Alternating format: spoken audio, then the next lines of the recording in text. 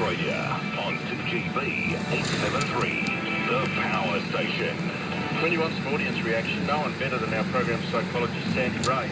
We asked her about why women with big families want to keep having babies, and then the topic you all wanted to have a go at her about, whether Tony Abbott has a problem with women. I guess the question is, why do some people have multiple birth failures? Obviously that was accidental to have that many at one hit, but to have 10 or more babies is really, I guess, a question of what's going on there. The obvious one is obviously there's religious reasons or cultural. Some people just love having children. But there are two other complex psychological issues that have written in the literature over the years about why mothers, particularly mothers obviously, have babies. And one is called a baby addiction.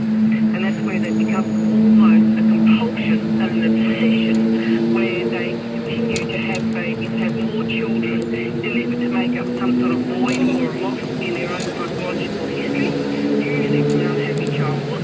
And interestingly enough, with these multiple births, people that like Nadia Stallman from overseas, there is Optomum, there's a history of childhood depression, which goes into adolescent and early adult depression.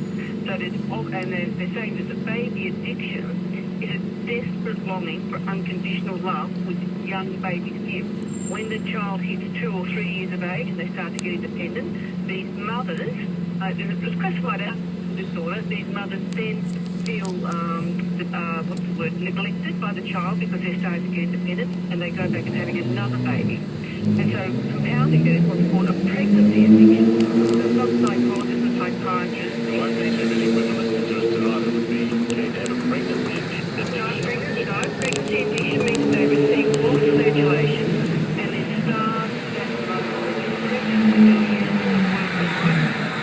and they believe that they're nothing without children. Some use it to salvage their marriage, and underlying this pregnancy addiction is a deep sense of insecurity and avoiding the empty nest syndrome. And pregnancy releases a hormone called oxytocin, which is a feel-good hormone. And so some psychiatrists, it's not a DSM, it's not written under DSM as a pregnancy addiction, but they do believe it is a disorder, a mental health disorder, and it's oxytocin. It's an addiction to that good, to the feel-good hormone. So come on, mate, give it some, will you? They get this oxytocin when the baby is born, that goes away, so they need to get pregnant again. So again, it's masking a depression, which otherwise would be there. I guess it's fair of us to assume, and it's of course very risky to making assumptions, but I guess we can assume that she intended just to have another baby. Of course, yeah. That's really rare. Yeah, that is very rare. Particularly in a woman that age.